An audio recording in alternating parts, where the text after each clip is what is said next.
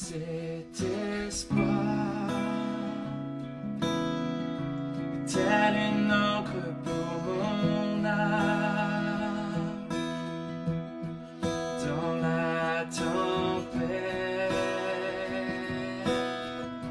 je m'appuie sur toi, dans ton amour,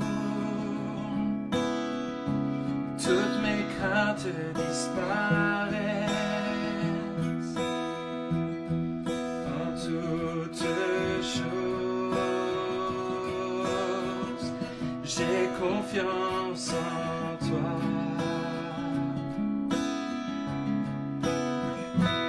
Mon espoir est assuré à la croix, où tu as tout donné, tu nous as achetés.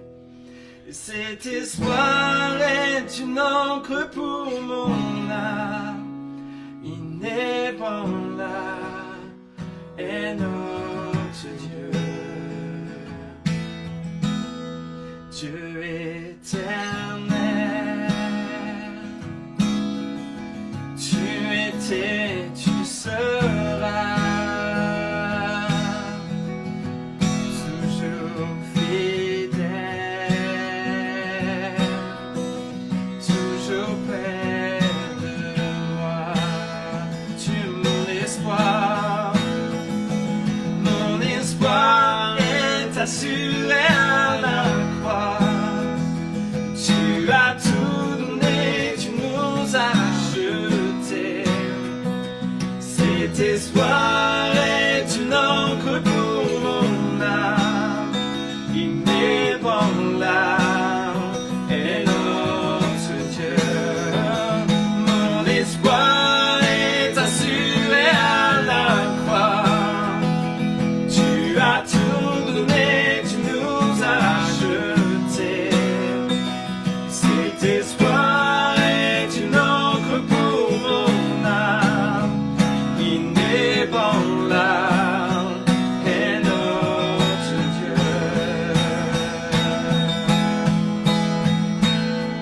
Ton nom est plus haut, ton nom est plus grand. Mon espoir est en toi. Ta parole est certaine, tes promesses sont parfaites. Mon espoir est en toi. Ton nom est plus haut, ton nom est plus grand. Mon espoir est en toi. Ta parole est certaine, tes promesses sont parfaites. Mon espoir est en toi.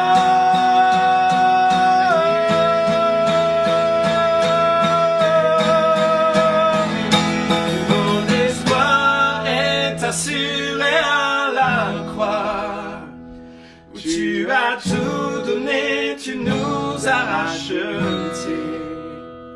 Où cet espoir est une encre pour mon âme, inébranlable est notre Dieu.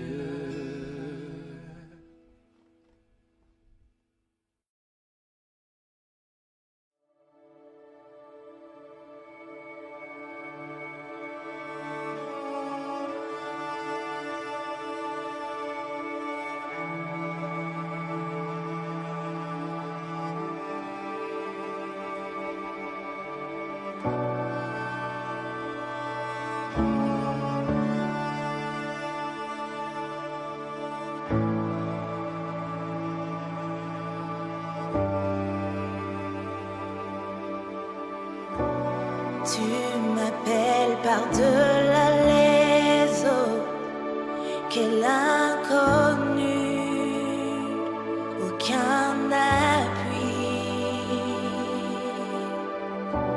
Tu te révèles tel un mystère dans l'abîme, ma foi demeure. j'invoquerai ton saint nom, portant mes yeux vers l'horizon. Dans la tempête, tes bras abriteront mon âme. Je t'appartiens, tu es mien.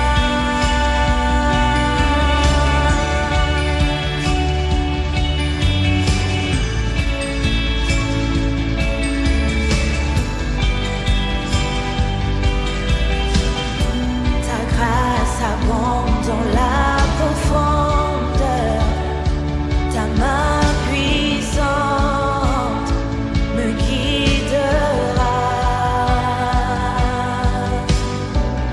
Même si la crainte m'environne, mon Rédempteur triomphera. J'invoquerai ton saint nom, portant mes yeux vers l'horizon. Dans la tempête, tes bras abriteront mon âme. Je t'appartiens, tu es mien. Tu es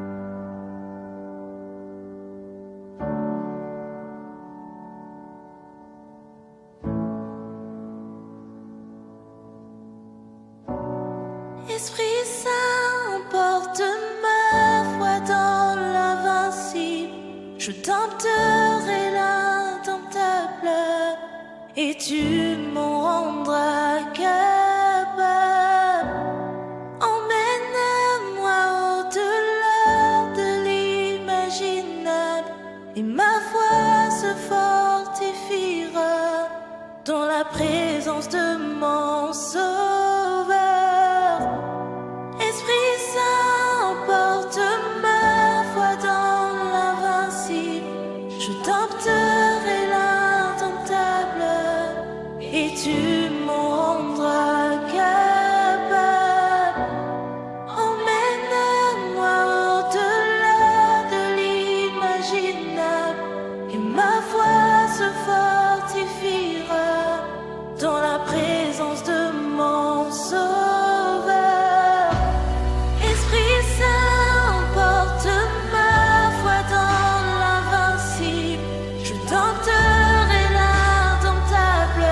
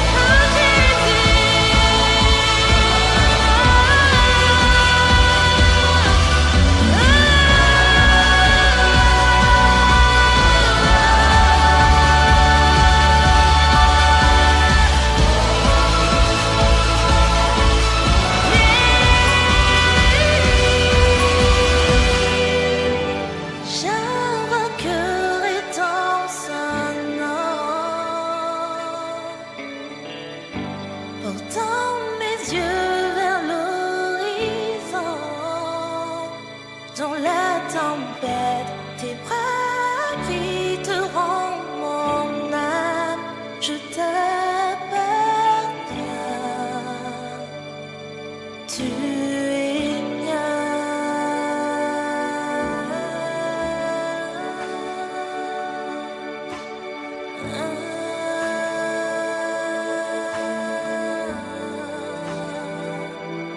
Tu es mien.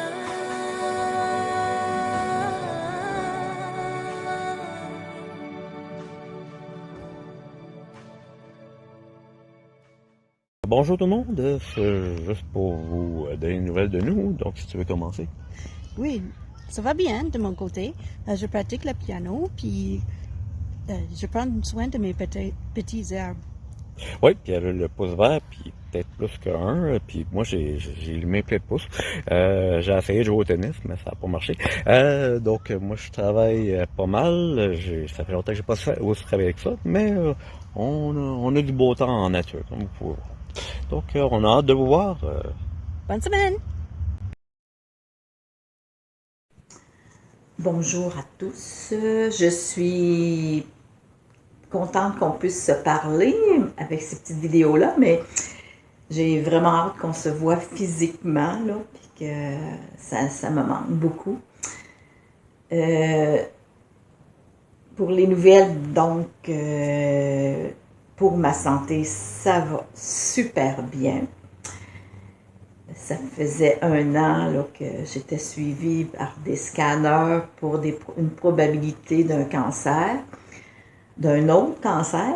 Et puis, c'est réglé. C'est-à-dire que c'est réglé. Je vais continuer à avoir des scanners régulièrement, aux 3 mois pour l'instant, pour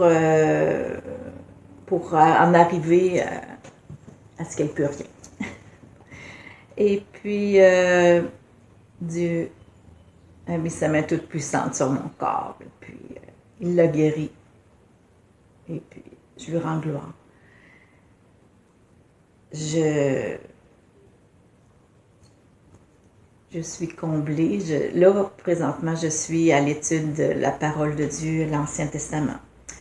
Ah, ben là, c'est merveilleux de voir, de pouvoir entrer dans l'univers de Dieu avec son peuple dont je fais partie. Alors, j'ai juste le goût de vous inviter à rentrer dans l'Ancien Testament. C'est de toute beauté, tout ce qu'on peut y apprendre. C'est sûr que j'y vais avec une concordance, là, parce que pour me démêler un peu, puis d'aller voir tout ce qui est... tout ce que ces gens ont vécu, puis qui sont ma famille, mon peuple. C'est merveilleux d'apprendre ces choses-là. Alors, c'est pas mal moi. Et puis, je vous dis bye-bye, à la prochaine.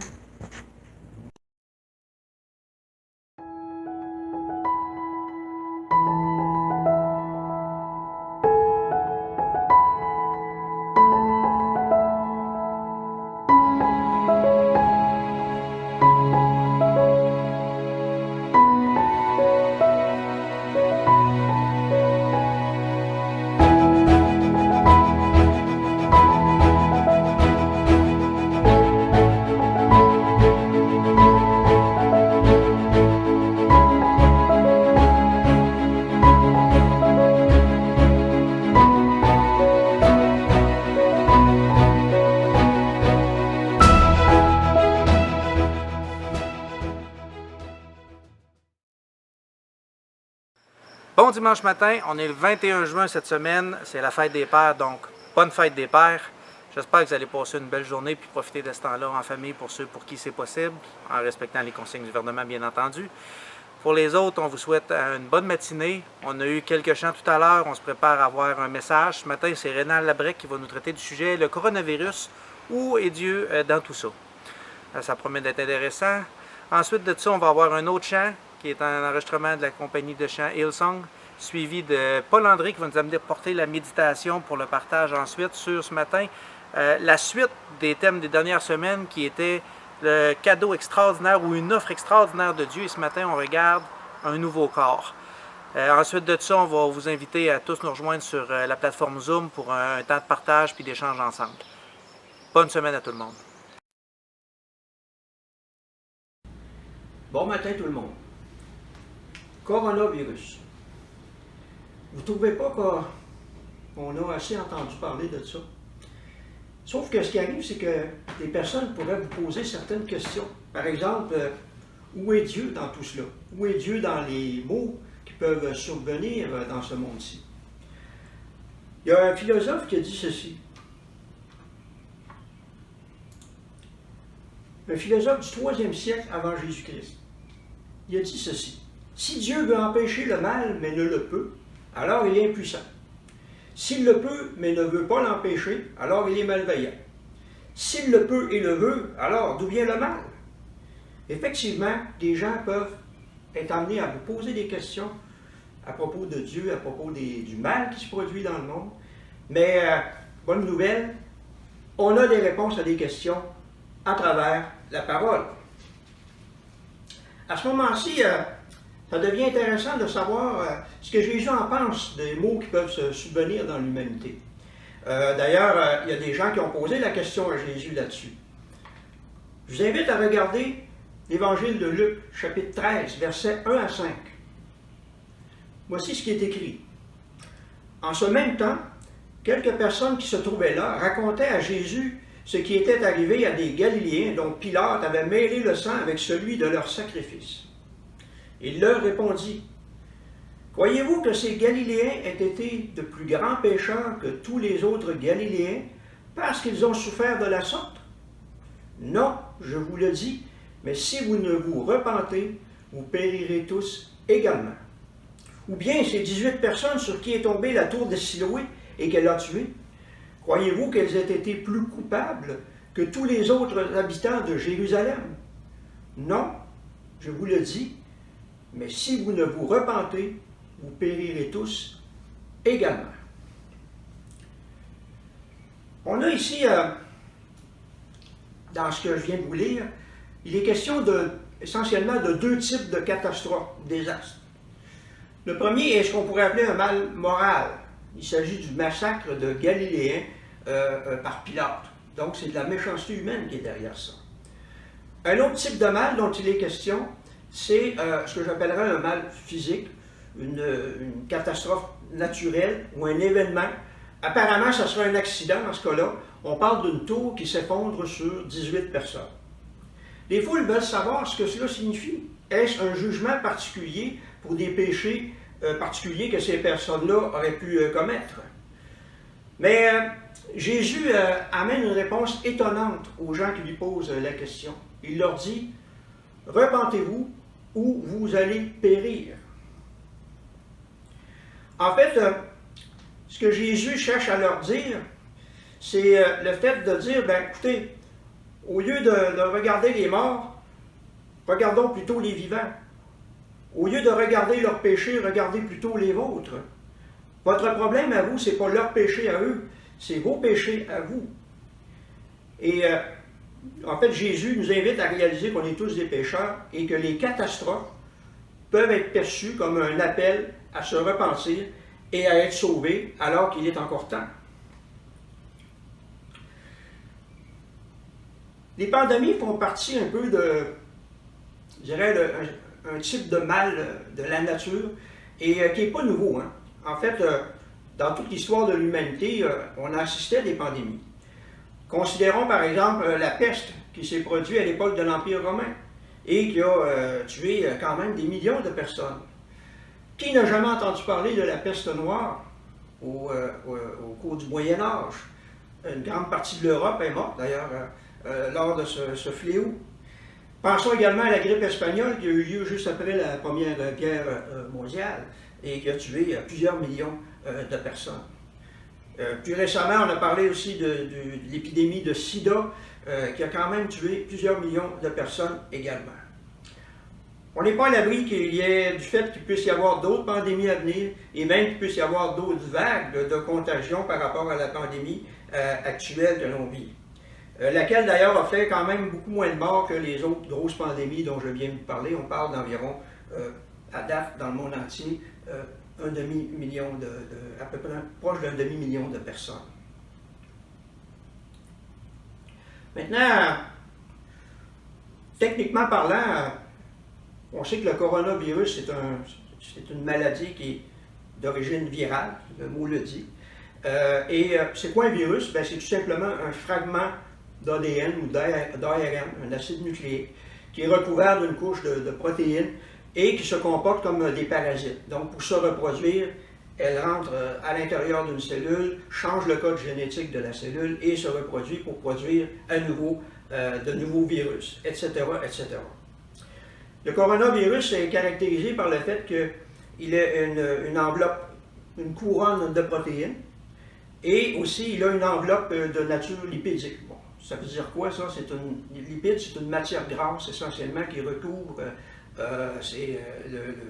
qui sert de protection pour le virus. L'inconvénient que ça a d'avoir cette couche-là, c'est que ça colle partout. Donc, effectivement, la contagion est facile avec ce type de virus-là. Mais ce qu'il faut réaliser, c'est que cette couche lipidique-là, on peut la dissoudre facilement avec du savon et de l'eau. C'est pour ça, d'ailleurs, qu'on nous suggère de nous laver souvent les mains. Alors, présentement, on est dans une phase que l'on vit où on est sur une courbe descendante du nombre de nouveaux décès. Maintenant, c'est quoi essentiellement le coronavirus 19? C'est simplement un virus qui fait partie d'une famille de coronavirus, donc qui sont caractérisés par cette couronne de protéines et qui est responsable du rhume, de différentes maladies respiratoires. Le coronavirus semble provenir d'une contagion, de ce qu'on connaît, de source animale, et la contagion aurait débuté en Chine en décembre 2019. Bon, maintenant qu'on a parlé de technique, là, on peut se demander pourquoi ça existe, les pandémies, les catastrophes, pourquoi ça existe, le mal dans le monde. On a la réponse à cette question-là, avec un passage que vous connaissez tous, Romains chapitre 8, versets 19 à 22, où il est écrit « Aussi la création attend-elle avec un ardent désir la révélation des fils de Dieu. Car la création a été soumise à la vanité, non de son gré, mais à cause de celui qui l'y a soumise, avec l'espérance qu'elle aussi sera affranchie de la servitude de la corruption, pour avoir part à la liberté de la gloire des enfants de Dieu. Or, nous savons que jusqu'à ce jour, la création tout entière soupire et souffre les douleurs de l'enfantement. » Ce qu'il faut comprendre, c'est que toute la création a été affectée par l'introduction du péché. Et c'est ce que la Bible nous dit. Et ça veut dire quoi? Ça veut dire que ça a permis l'introduction de ce qu'on appelle le mal moral, qui implique une responsabilité humaine. Et ça a impliqué aussi l'introduction de ce qu'on appelle des maux physiques, qui incluent des catastrophes naturelles, des déséquilibres dans la nature, des maladies, des pandémies, et j'en passe. Donc, la nature a subi de plein fouet cette rupture. Et la relation entre l'humanité et son Créateur a entraîné des conséquences qui dépassent, bien entendu, la simple sphère de l'humanité. Bref, comme il est écrit, il existe de profondes failles, aussi bien dans la nature humaine que dans la nature physique. Bref, la chaîne a déraillé, ni plus ni moins, suite à l'introduction du péché. Maintenant, c'est quoi qui a pu causer la pandémie qu'on vit actuellement? Bien, certains peuvent dire que ce seraient des personnes mal intentionnées qui ont créé le virus pour faire du mal à l'humanité. Là-dessus, il y a toutes sortes de théories, des théories de complot, de conspiration. Le message que je donne aux gens qui veulent s'intéresser à ce genre de choses-là, c'est le suivant, c'est vérifier vos sources d'information. Vous savez, sur l'Internet, on peut trouver des bonnes choses, mais on peut trouver aussi du n'importe quoi. D'autres personnes vont dire, ben, c'est un châtiment divin. Le virus a été créé par Dieu pour un châtiment divin. Il faut être prudent également avec ce genre d'affirmation. D'ailleurs, le passage qu'on vient de lire à travers l'Évangile de Luc nous informe de ça. Le troisième argument que moi, je propose, que je considère le plus, c'est le fait de dire simplement que ce qui a causé ça, c'est simplement une nature en souffrance. Donc, vous savez, il y a des bons virus, la plupart des virus sont bons, sont utiles pour notre corps, mais il y en a qui sont mauvais au travers. Et ça, c'est des déséquilibres de la nature, tout simplement. Mais à travers tout ça, Dieu est en contrôle dans sa volonté souveraine. Et dans sa volonté souveraine, ben, il y a un, ce qu'il permet, et deux, ce qu'il commande ou ce qu'il fait. Et c'est bien important de saisir la nuance, la différence entre ce qu'il permet et ce qu'il fait. Dieu n'est pas l'auteur du mal dans le sens moral, mais il permet que certaines choses se produisent. Mais quel message s'envoie le fait de subir ce genre d'événement-là? Eh bien, il faut réaliser d'abord que la douleur est le mégaphone de Dieu. Quand on a mal en quelque part, ça veut dire que quelque chose ne va pas dans notre corps. Ça veut dire qu'on a besoin d'un médecin. En fait, lorsque la douleur arrive, c'est un signal pour nous dire qu'il y a quelque chose qui ne fonctionne pas. Et ça, par exemple, un phénomène comme la pandémie, ça nous rappelle ça devrait nous rappeler notre vulnérabilité, la fragilité de la vie. Vous savez, quand la vie semble sous contrôle, prévisible, tout va bien, on dirait que toutes les questions fondamentales rentrent moins dans les priorités. Ça peut arriver, ce genre de situation-là. Mais quand arrivent des chocs, là, une douleur vive, on se doit de réaliser effectivement que la création a besoin du Créateur. Maintenant, que faire par rapport à tout ça?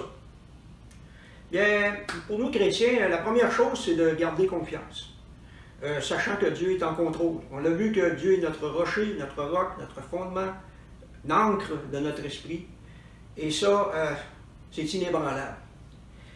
La deuxième chose, c'est de réaligner ou maintenir aligner nos vies sur la valeur infinie de Christ. Ça veut dire quoi? Maintenir notre vie d'Église, maintenir l'amour du prochain, continuer notre communion fraternelle, la prière, plonger nos regards dans la parole.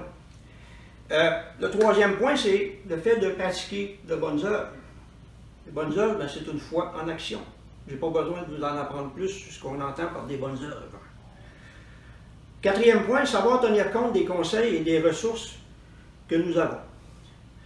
C'est bien important de suivre les conseils, les directives qu'on nous donne. C'est quelque chose quand même qui est très important. Et il faut réaliser aussi qu'on a la science derrière nous. Je parle ici de la vraie science. Il y a de la fausse science, il y a de la vraie science. On pourra en discuter très longuement là-dessus. Mais la science nous permet même d'en connaître de plus en plus sur ce qui se passe avec ce virus-là et de pouvoir définir les mesures à prendre pour éviter le plus possible la contagion et donc éviter le plus possible qu'il y ait des décès. Le cinquième point, c'est avoir la pensée de l'éternité. On va y revenir un petit peu plus loin. Et le sixième point, c'est saisir justement l'occasion pour présenter l'Évangile. À propos de la pensée de l'éternité et des promesses de Dieu, voici deux passages qui peuvent nous revenir à l'esprit assez rapidement. Le premier, dans Romains chapitre 8, verset 18, où il est écrit « J'estime que les souffrances du temps présent ne sauraient être comparées à la gloire à venir qui sera révélée pour nous. » Réalisons que ce qu'on vit présentement sur la terre, ce n'est que temporaire. Il y a l'éternité après qui s'en vient, une éternité de bonheur et de joie pour celui qui a mis sa foi dans le Seigneur Jésus. Ensuite, Apocalypse 21, versets 1 à 5, qui dit « Puis je vis un nouveau ciel et une nouvelle terre, car le premier ciel et la première terre avaient disparu, et la mer n'était plus. Et je vis descendre du ciel d'auprès de Dieu, la ville sainte, la nouvelle Jérusalem, préparée comme une épouse qui s'est parée pour son époux. J'entendis du trône une voix forte qui disait, « Voici le tabernacle de Dieu avec les hommes. Il habitera avec eux, et ils seront son peuple, et Dieu lui-même sera avec eux. Il essuiera toute larme de leurs yeux, et la mort ne sera plus. Il n'y aura plus ni deuil, ni cri, ni douleur, car les premières choses ont disparu. Et celui qui est assis sur le trône dit, « Voici, je fais toutes choses nouvelles. » Et il dit, « Écris, car ces paroles sont certaines et véritables. » Chers amis, on doit réaliser dans quelle époque nous sommes présentement. Dieu va faire toutes choses nouvelles. Donc, toujours garder la pensée de l'éternité et des promesses avec les promesses de Dieu qui viennent avec. On a parlé de coronavirus, on a parlé d'un virus qui a une couronne. Vous savez, une couronne, c'est un symbole de royauté. Hein? Un roi, ça porte une couronne. Mais ça me fait penser au fait que le roi des rois, il est venu sur la terre. Et quand il est venu sur la terre, il y a 2000 ans, c'est pas une couronne d'en or qu'il a portée sur la terre, mais c'est une couronne d'épines. Et qui a été clouée, qui a été crucifiée avant d'être ressuscité. Et tout ça pour nous affranchir de la corruption et de nous réconcilier avec Dieu. C'est ça la bonne nouvelle de l'Évangile. D'ailleurs, dans Matthieu chapitre 5, Jésus lui-même exhorte les chrétiens à briller, que votre lumière brille. Donc, en conclusion, d'où vient la source de tous nos maux? Bien, on l'a vu, ça vient de l'introduction du péché, ce qui a affecté toute la création. Il est bien important de discerner les temps dans lesquels nous sommes présentement et de réaliser que la vie dans laquelle que nous connaissons, la vie terrestre, n'est que temporaire. Dieu permet que certaines catastrophes se produisent, effectivement. Et cela pour 3 raisons. Pour que nous réalisions que quelque chose ne va pas, pour que nous réalisions notre besoin du Créateur, et pour nous emmener à la repentance. Donc, nous emmener vers le fait de se tourner vers le Seigneur, de vouloir se tourner vers lui. Et que faire?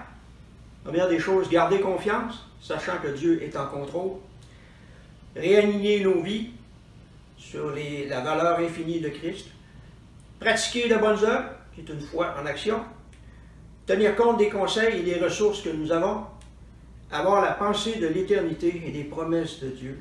Et, enfin, présenter l'Évangile. Loué soit notre Seigneur. Amen.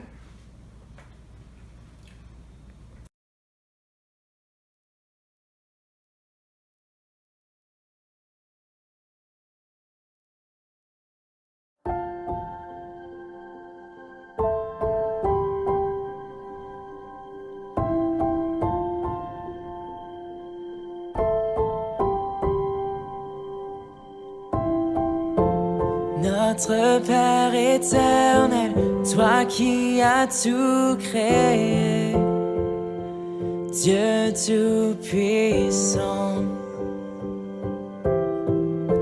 c'est par ton Saint-Esprit que Jésus fut conçu, Christ notre Sauveur. Oui, je crois en Dieu notre Père. Oui, je crois en Christ son Fils.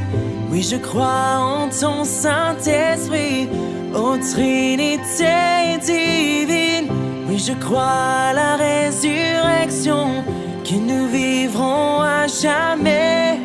Car oui, je crois dans le nom de Jésus.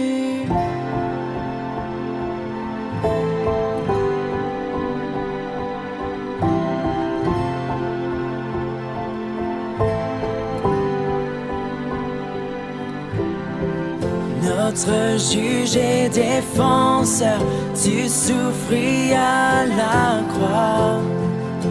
Le pardon est en toi. Descendu jusqu'aux ténèbres, tu es ressuscité, à jamais élevé. Oui, je crois en Dieu notre Père. Oui, je crois en Christ son Fils. Oui, je crois en ton Saint-Esprit, ô Trinité divine. Oui, je crois à la résurrection, que nous vivrons à jamais. Car oui, je crois dans le nom de Jésus. Oui, je crois.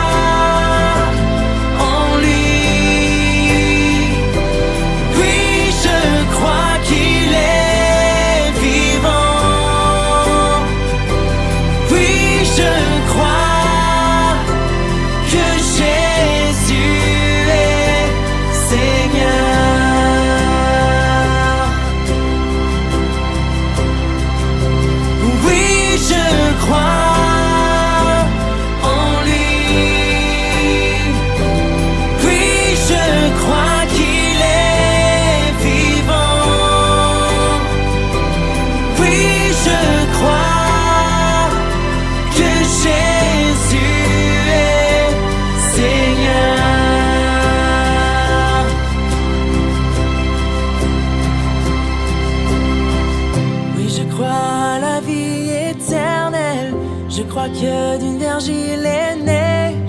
Je crois à la communion des saints et en ta sainte Église.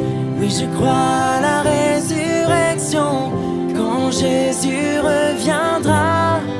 Car oui, je crois dans le nom de Jésus.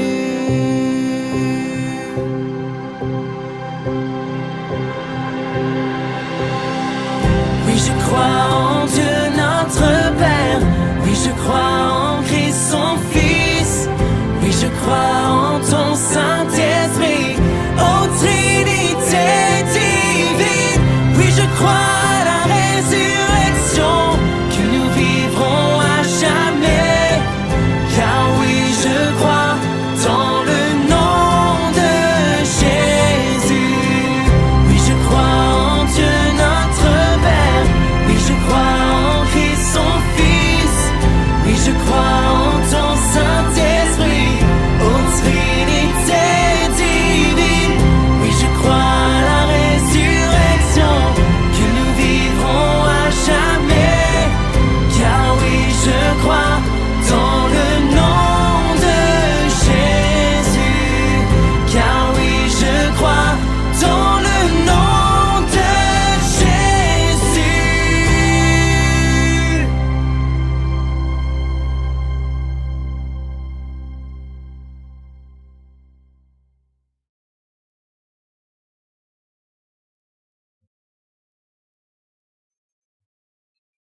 Bon dimanche à tous, en ce 21 juin. En ce dimanche, dans la méditation, on a le thème de l'offre extraordinaire de Dieu, un corps nouveau dans 1 Corinthiens 15, versets 42 à 44 et versets 51 à 55. J'en ai ajouté un qui se trouve avec le verset 58. L'offre extraordinaire de Dieu. On s'entend tous qu'il s'agit bien du Fils Jésus-Christ, le Fils de Dieu, Jésus-Christ.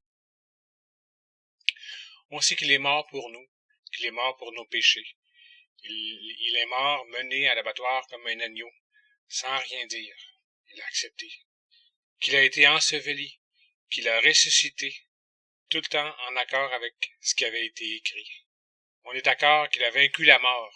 Ça, c'est extraordinaire. Aujourd'hui, même encore, personne n'est arrivé à vaincre la mort. Il a vaincu la mort. Il est ressuscité. Il est apparu à des disciples. Mais encore aujourd'hui, dans le monde aujourd'hui, est-ce que les gens saisissent réellement ce que c'est l'extraordinaire offre de Dieu? Même après 2000 ans, beaucoup n'ont pas compris. Est-ce que c'est parce qu'on a manqué en quelque part dans nos missions? Est-ce qu'on a manqué à quelque part le moment où on devait partager l'Évangile, où on devait annoncer cette bonne nouvelle-là, qu'il a vaincu la mort, qu'il nous a sauvés, qu'il nous amène à l'amour de Dieu? Dans ce cas-là, on est tous bien d'oublier que Jésus est mort. On est tous bien d'oublier que Jésus a souffert, oublier qu'il a été enseveli, qu'il a été ressuscité, oublier qu'il est apparu à plusieurs de ses disciples. Tous bien d'oublier tout ça? Si on n'annonce pas l'Évangile, sa mort aurait été en vain.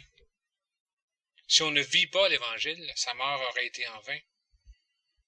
Mais encore, est-ce que c'est l'offre extraordinaire de Dieu qu'il s'agit? Ou si c'est nous qui passons en premier devant cette offre extraordinaire? Est-ce qu'on devrait penser qu'on devrait oublier aussi que Jésus a envoyé son esprit pour nous fortifier, pour nous consoler? Est-ce qu'on doit oublier que Jésus, en envoyant son esprit, nous guidera au travers des épreuves qu'on peut vivre, des choix qu'on aura à prendre? Est-ce qu'on a oublié ça? Est-ce que on doit oublier aussi que l'esprit, au travers des tragédies qu'on peut voir, ne travaille pas? Si on n'annonce pas l'Évangile, si on n'est pas des disciples, des vrais disciples de Jésus, qui répandent la joie et la paix en vivant son Évangile, en étant Évangile dans le monde, est-ce que c'est l'extraordinaire de Dieu qui prend la place? Est-ce qu'on se trouve à faire une barrière à cette extraordinaire offre de Dieu? On se pose la question. Est-ce qu'il y a des moments où j'aurais pu davantage être au service de Dieu? Est-ce qu'il y a des moments où j'aurais pu avoir une plus grande ouverture envers les besoins des gens qui m'entourent? Est-ce qu'il y aurait eu des moments où j'ai empêché l'esprit de travailler puis que mon cœur de compassion s'est asséché? Ce sont des questions qu'on doit se poser régulièrement. Puis avec cet évangile de Corinthiens, il y a des contrastes qui sont assez frappants. Ces contrastes-là sont autant que les choses sont de chair, viennent de la chair, ils mourront par la chair, mais à cause de l'offre extraordinaire de Dieu, on devient ni plus ni moins incorruptible. Elle est totalement, cette chair, elle est renouvelée. Elle est devenue parfaite par le sacrifice que Jésus a fait, par l'offre extraordinaire de Dieu.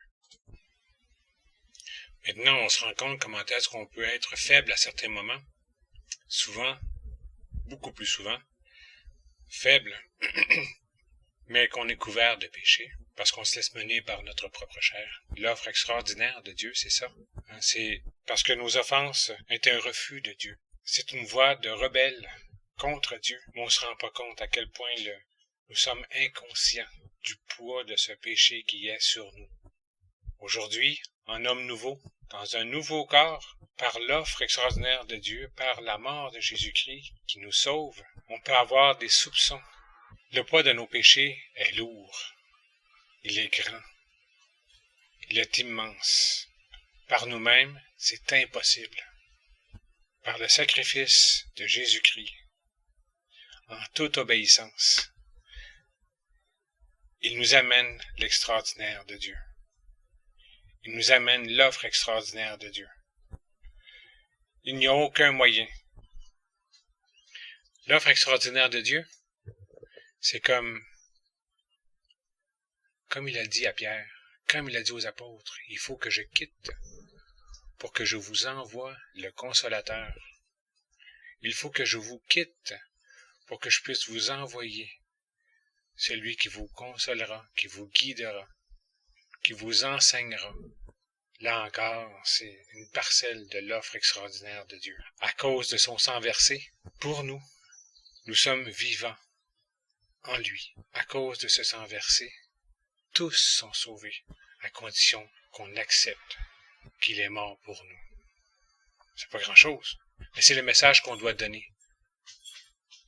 C'est le message qu'on doit donner de l'offre extraordinaire de Dieu.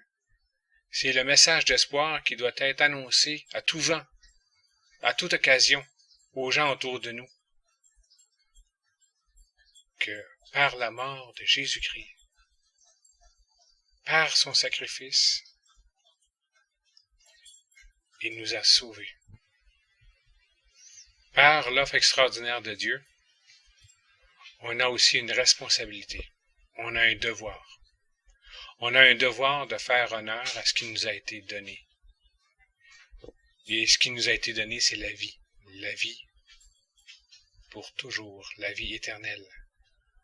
Il nous a donné à boire une eau dans laquelle on n'aura plus jamais soif.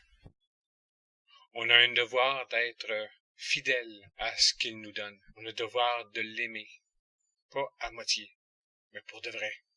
C'est à nous à propager la foi, la joie, la paix, parce que c'est en nous voyant vivre que les gens sauront que nous sommes tous des disciples de Jésus-Christ. C'est en restant dans la joie, en restant dans la paix, en ne se laissant pas troubler par les événements de la vie, et conduit là où l'Esprit, là où l'amour de Dieu nous mènera, en toute confiance. Pour finir, je vais lire le verset 55, excuse-moi, et le verset 58. Pourquoi? C'est parce que ça va vraiment nous amener au point où on a besoin de comprendre qu'on se doit d'être vivant et actif à propager cette nouvelle-là. Donc, dans 1 Corinthiens 15, chapitre 15, verset 55, ça dit « Ô mort, où est ta victoire? Ô mort, où est ton aiguillon? » J'ajouterais, si on oublie l'offre extraordinaire de Dieu, nous saurons où est son aiguillon. Si nous restons vivants dans l'Évangile, par l'Évangile, dans Jésus-Christ, par Jésus-Christ, bien ainsi, comme le verset 58, « Ainsi, mes frères bien-aimés, soyez fermes, inébranlables, travaillant de mieux en mieux à l'œuvre du Seigneur, sachant que votre travail, et c'est le plus important, ne sera pas vain dans le Seigneur. Trouvez les choses qui sont vaines et écartez-les pour laisser la place dans le Seigneur. » Donc, je vous dis merci de m'avoir écouté et je vous laisse sur la chanson de méditation et on continuera avec le Zoom après. Merci, au revoir.